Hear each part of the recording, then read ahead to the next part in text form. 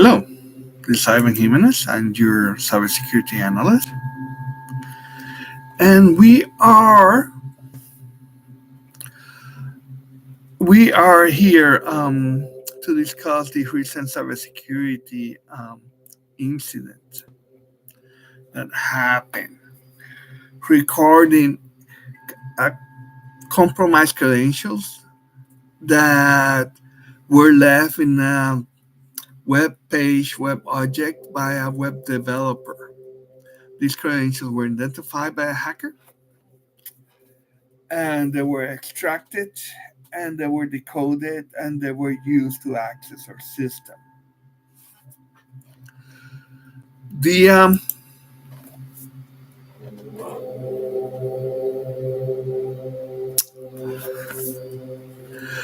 We already discussed how this happened last week, where we discussed the series of events. What we're going to discuss today is more the evidence of the sequence of events that happened when we're gonna present the evidence of what happened that to demonstrate that this event actually happened. And we're going to look at the evidence as different artifacts.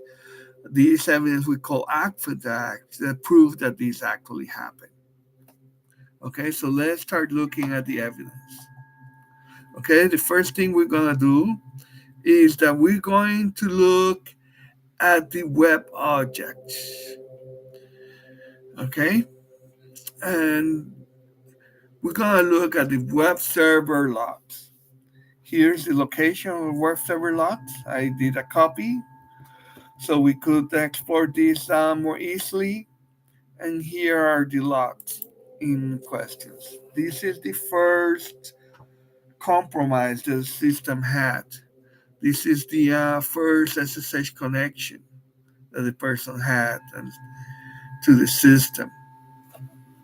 Okay, we're not going to go through the technicality of this document, but we're going to present the all the evidence, all the different objects to present this case that demonstrate that this happened. Okay. Next thing we're gonna do is we're gonna do look at the startup folder. Here's the startup folder. What the attacker did is that he created a bash file. The bash file is called ivan.bat. And here's the bash file. It just says to NCAT, there's a communication connection protocol to ivan.com and execute cmdexe.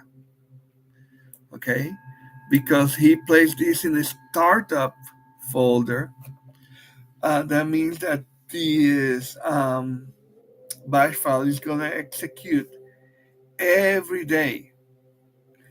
Every day we start this system. Every time the system starts, this is going to execute. Okay, in the same manner, he creates a scheduled task. Here's the scheduled task.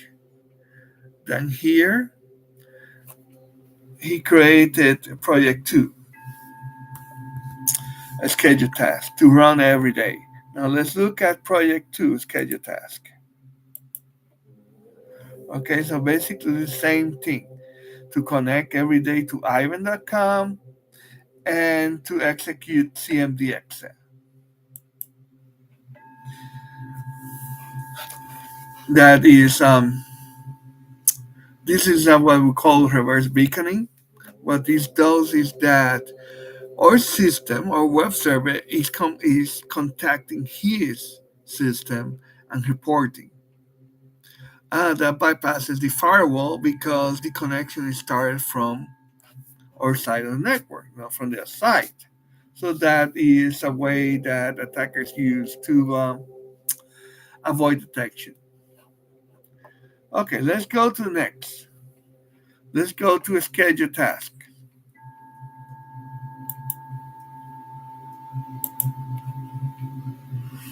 Okay, and here is task. Here's our scheduled tasks. Um,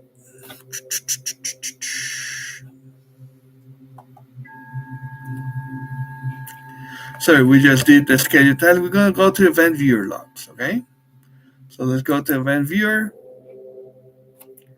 Let's take a look, and we're gonna look for two events. We're gonna look for 4720. There's a new user account creation, so we're gonna filter that in.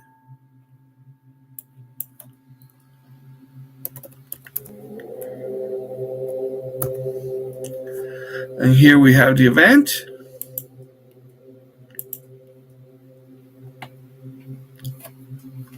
Okay, so what is the details of this event? A user account was created, it says here. Okay, and the account name was administrator. It's a very common name that is used to avoid detection.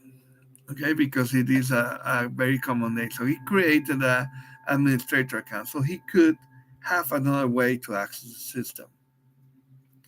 Okay, now let's look for another event.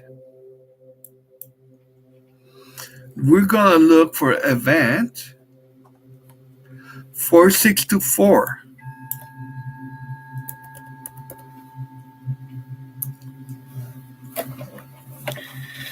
Here is it. Okay, so there are too many of these 4624 here. So we're gonna look for his credential. Okay, this 4624 is related to Hermon's desktop protocol. Basically, how many time he actually used Hermon desktop protocol to access this system. Okay, so what are details here? I have an admin. Here's one. There are many instances that he used remote desktop protocol to access a system. Here. Okay. Let's look at the next piece of evidence. Now, we're going to look at the data exfiltration. So, what happened here? What happened is that the attacker was able to find the or private SSH key that is used for internet transactions. Basically, our private this is our public key infrastructure. This is our private key that is used for by this web server to say to identify himself. Um, that connects to the public key. If you have access to the private key, you can totally impersonate the uh, the person, your victim, and pretend that you're him. That he already had access to a web server. He could redirect or connections to a different web server and totally pretend that he was us. Okay, so this is very troubling, but we did catch this, and we don't think that he was able to do any damage or actually do something. We actually isolated this server quick enough and changed those credentials. So we're gonna keep investigating and see if we can find more evidence. But this is our evidence package right now.